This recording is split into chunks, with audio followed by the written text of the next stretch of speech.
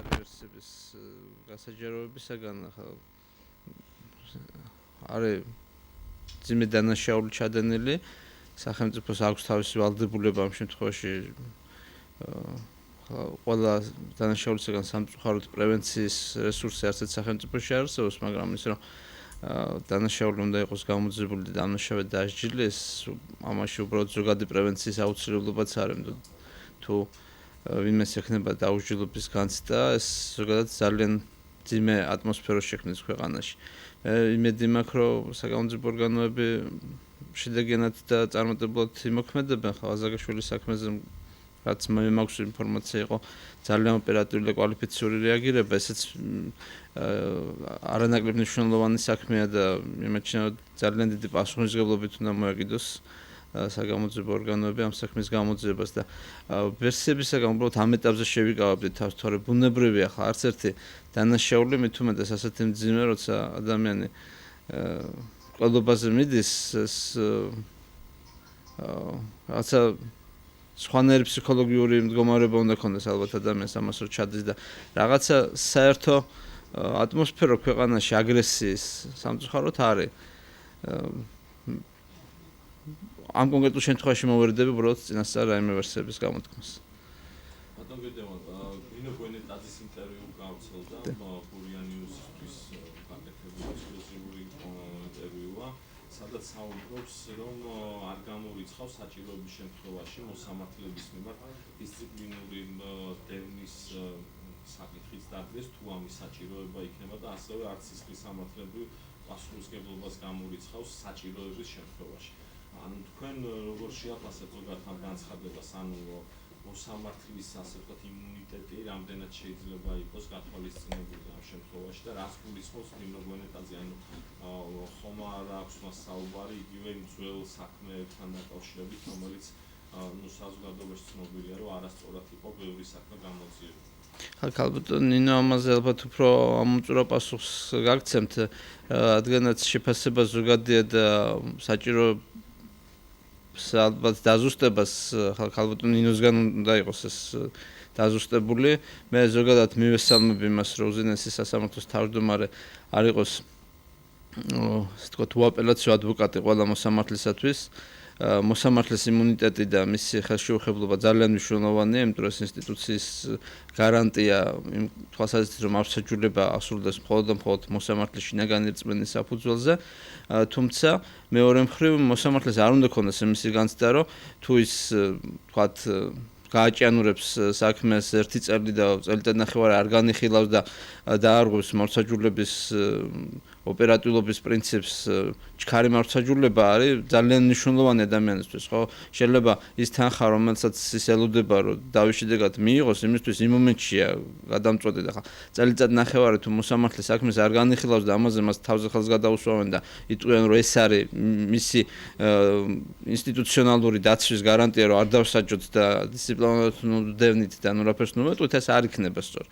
ეს ის ნაწილია, რომელზეც მოსამართლეებმა პასუხისმგებლობა უნდა იგრძნონ და მით უმეტეს სისხლის სამართლებრივ ნაწილში ხა თუ მოსამართლე შეგნებულად გააზრებულად მით უმეტეს ანგარებით ან პოლიტიკური შეკვეთით იღებს გადაწყვეტილებას, აქ ხო შინაგან რწმენაზე საუბარი არ არის აბსოლუტურად გასაგებ მოტივაციაზე და აქედან გამომდინარე თუ ქალბატონი ნინოს პოზიცია იქნება ასეთი, რომ მოსამართლეები ამ ნაწილში მან არ უნდა დაიცვას, ის გამოხატავს დღეს მოსამართლეთა კორპუსს, ის არის უზენაესი სასამართლოს თავმჯდომარე და მიმაჩნია რომ ეს იქნება სწორი დამოკიდებულება. მოსამართლეები უნდა დაიცვას უზენაესი სასამართლოს თავმჯდომარემ, დაიცვას პოლიტიკური და სხვა სახის ზეწოლისაგან, იგივე პროკურატურის ზეწოლისაგან, რასაც ჰქონდა სამწუხაროდ ადგილი საქართველოში წლების მანძილზე. მე იმედი მაქვს, რომ ქალბატონი ამ კუთხით იქნება თავისი კოლეგების სოლიდარული და მხარდამჭერი, მაგრამ თუ ამ განცხადებაში ეს გულისხმება, მე პირადად მივესალმები ამ დამოკიდებულებას, რომ ამ დაგვარი იმუნიტეტი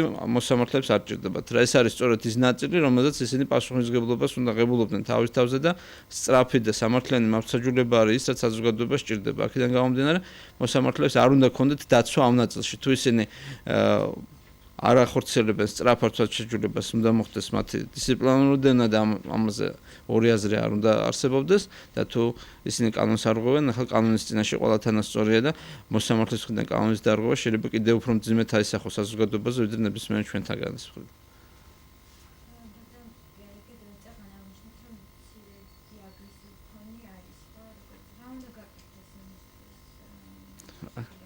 ეს ძალიან ესეთი ფილოსოფიური და ზოგადად საკაცობრიო საკითხი, მაგას ვერც სახელმწიფო ვერ შეთავაზებს საზოგადოებას იმას, რომ თქვათ აგრესია და ზოგადი კი არის ესეთი ფორმულა, ბევრი საუბრობს იმაზე, რომ თუ სამართლიანობა აღდგება, ცით რა სამართლიანობის აღდგენა ზოგადად ყველას თავისებურად ესმის და ძალიან რთული საკითხია. ახლა ვიღაცისთვის სამართლიანობის აღდგენა არის ის, რომ სტატუს კვოში აღდგება, თქვათ რაღაცა დაკარგულს დაიბრუნებს, ვიღაცისთვის არის ის, რომ ვინც თავის დროზე მას რაღაცა დააკარგინა, იმის მიმართ განხორციელდება ბოლომდე რაღაცა ღონისძიებები. ძალიან ძნელია ამის ბოლომდე აღსრულება რა. იმიტომ რომ ჩვენ აი საზღვარი არ ვიცით, როდის უნდა გაჩერდეს ასეთი დროს მართლმსაჯულება, ან ზოგადად საზოგადოებამ რა დონეზე უნდა მოითხოვოს მე ვიტყოდი ხანდახან შურისძიება უბრალოდ და ეს მესმის რომ მე როცა ვიღაცა უსამართლოდ მეკცევა მე ბრაზდები და ეს ბრაზი რაღაცა პერიოდი მიმყვება. მე უნდა მოვერიო ამ ბრაზს რაღაცა დონეზე და უნდა მესმოდეს ის რომ ჩემი მხრიდან მასზე გაცემული პასუხი რაღაცა დონეზე შეიძლება უსამართლოც იყოს და გადაჭარბებული იყოს როგორც სამართლიანობის აღდგენის ნაწილში არ იყოს ბოლომდე ობიექტური და ამიტომ იყო როდესაც კაცობრიობა ტალიონის პრინციპზე გადავიდა ტალიონიდან კომპოზიციაზე გადავიდა და თქვა რომ თვალის წინ და კბილის წინ არასწორია რომ პირდაპირ არ შეიძლება შენ თუ შენ ვიღაცამ თვალი ამოგთხარა თუ იმასაც თვალს ამოთხრიან ეს არ არის მართლმსაჯულება ამიტომ გაჩნდა ისეთი ნიუანსები თქვა მართლმსაჯულებაში როგორც არის ხანდაზმულობა როგორც არის რაღაცა ისეთი ფაქტორების გათვალისწინება რომლის გარეშეც მართლმსაჯულების აღსრულება იქნება ჩვეულებრივი შურისძიება მე მესმის რომ რაღაცისთვის ეს მძიმეა ამის ასე აქვთ მაგრამ ხდება ქვეყანაში უსამართლობა უნდა ვიბრძოლოთ იმისათვის რომ უსამართლობა არ იქნება მაგრამ უსამართლობა იქნება ალბათ ყოველთვის სამყარო არის ორი ძალის დაპირისპირება. ეს არ არის ნაციონალური მოძრაობის ან მოქალაქეთა კავშირის დაპირისპირება ვიღაცასთან. ეს არის ბოროტისა და კეთილის დაპირისპირება. თუ ჩვენ გვინდა ვებრძოლოთ ბოროტს, ჩვენ პირველ რიგში ეს უნდა ვაკეთოთ სიკეთითა და სიყვარულით. ახლა ეს ძალიან მაშინ გადამიყვანეთ. ზოგადად სხვა გამოსავალი მე ვერ წარმომიდგენი ახლა თუ მე რაღაც აგრესიული გავხდები, ბოროტი გავხდები და ვიტყვი აი კამა გასაო და მოდი პასუხი მოვთხოვოთ და ჩავქოლოთ და ესეც არ იქნება სწორი. იმიტომ რომ ეს არ ჩერდება მე. ბოლშევიკებმა თავის დროზე მეფის რუსეთს ომი გამოუცხადეს იმითი რომ უსამართლო იყო, რა თქმა უნდა, უსამართლო იყო მეფის რუსეთი სისხლიანიც იყო და ჯალათიც იყო, მაგრამ აი ასეთი ომის გამოცხადებით ხანდახან უფრო დანაშაულებრივ რეჟიმებს ვღებულობთ. მე მიმაჩნია ძალიან ფრთხილები უნდა იყოთ მაგ საკითხთან მიმართებაში. მართლმსაჯულების აღსრულება რთულია, ხანგრძლივი პროცესია.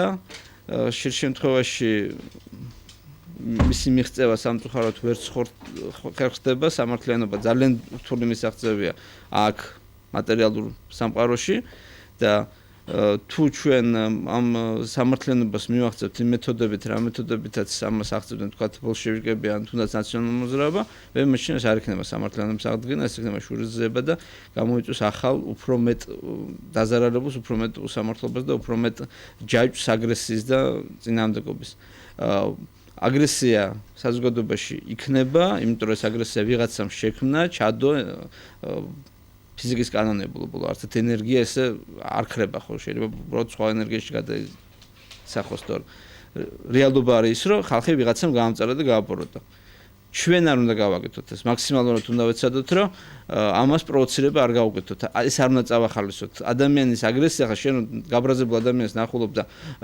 დამშვიდების მაგურად ცდილობ რომ მის ცეცხლზე ნავთი დაასხა და მის აგრესიას კიდევ უფრო მეტი გაქანება მიცე ან მით უმეტეს პროვოცირება გაუკეთო და რაღაც მიტინგი ჩაატარო და უთხრა იცით რა სამართლიანობა არ აღდგა და ზეცა მოითხოვს ჩვენი მანკო დარღურილი სისხლი მოითხოვს შურის ძებას და ზეცის წინაშე ჩვენ ყველა მოითხოვთ სამართლიანად უნდა მოიქცეთ და ვიღაცას შური ვიძიოთ თუ ჩვენ აი ასეთი ლოზუნგებით მიმართოთ საზოგადოებას შედეგი იქნება უფრო მეტი წახალისება აგრესიის რომელიც საზოგადოებაში არის რასაც მე მგონი დადებითი არაფერი არ მოყვება მართლმსაჯულება და სამართლიანობა უნდა აღდგეს სწორედ ისე როგორც ეგების მართლმსაჯულებას და არანაირად არ შეიძლება ეს ჩარჩოები გაიხსნას და გადაიქცეს შურის ძიებით.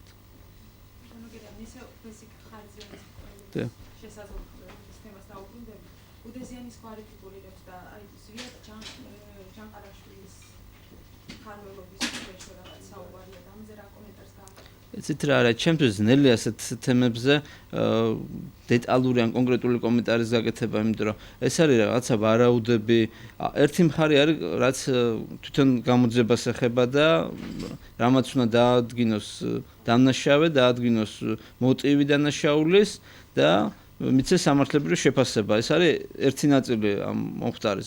იმის გარშემო რა ვარაუდები გამოითქმება დღეს, ახლა ამაზე რომ კომენტარების კეთება დაიწყოს, მე მგონი ეს არც სწორი არ იქნება და არც გამოძიების პროცესი არ წაადგება და საზოგადოების მიმართაც ცოტა უპატივცემლობა იქნება ჩვენი მხრიდან, იმიტომ რომ ეს დაემსგავსება აი ესეთ ძალიან მნიშვნელოვან და სერიოზულ საკითხებზე ცოტა ჩემი აზრით ზედაპირულ მსჯელობას და ამიტომ კი ეს ვერსიები შეიძლება იყოს, შეიძლება გამოითქვას, მაგრამ ერთი მხრივ გამოძიებამ იმ კითხვებზე უნდა გაცეს პასუხი, რაც მისი საქმეა, მოტივი, დამნაშავე, მერე სამართლებრივი შეფასება, კვალიფიკაცია მომხდარის.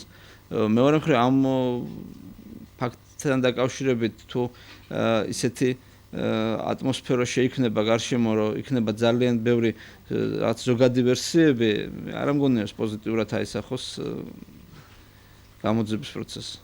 ამიტომ ისევ ამ მოსამართლებს უნდა დავუკვირდეთ ზოგადად კანონმდებლობით პროცედურულად რა იმუნიტეტი აქვს მოსამართლეს თუ დაუშვა დადგება საკითხი კონკრეტული მოსამართლეების მიმართ სისხლის სამართლებრივი პასუხისმგებლობის დაწყების. ანუ ამ შემთხვევაში რა პროცედურებთან გვექნება საქმე? აქვს უზენაეს სასამართლოს თავმჯდომარეს პირადად გადასცეს საქმე პროკურატურას თუ რაღაც არა პროკურატურას მოსამართლეს აქვს იმუნიტეტი, საუბარია მის უფლებამოსილების შეჩერებაზე ან დაკავებაზე, ამის ამ ნაწილში მას აქვს იმუნიტეტი და საკმაოდ მყარი იმუნიტეტია, დეპუტატის იმუნიტეტის მეტიცა ჩემი აზრით. მაგრამ თვითონ უზენაესის თავმჯდომარესგან მანდამაინც ინფორმაციის პროკურატურასთან გადაცემის აუცილებლობა არა. პროცედურა ჩვეულებრივია, ახლა თუ არის დანაშაული ნიშნები, მოსამართლე ექნება თუ ნებისმიერი სხვა თავმჯდომარის პირი, პროკურატურა ვალდებულია რომ დაიწყოს გამოძიება არა პიროვნების მიმართ, არამედ ფაქტთან დაკავშირებით. თუ არის ინფორმაცია რომ მოსამართლემ ჩაიდინა სისხლის სამართლის დანაშაული გამოძიება უნდა დაიწყოს. ამ გამოძიების პროცესში მოსამართლეს აქვს იმუნიტეტი და არის დაცული მანამდე, სანამ რეალურად არ დადგება საკითხი ბრალის წაყენების და მართლა არ გამოიკვეთება ესეთი გარემოებები, რომელიც ადასტურებს მისი დანაშაულის მისი მხრიდან დანაშაულის ჩადენის ფაქტს. თუ ამის შემდეგ უკვე მტკიცდება ეს ყველაფერი და კანონის ძალაში შედის განაჩენი, უკვე მოსამართლეა თუ ნებისმიერი სხვა ადამიანი მის მიმართ დევნა ჩვეულებრივად ხორციელდება და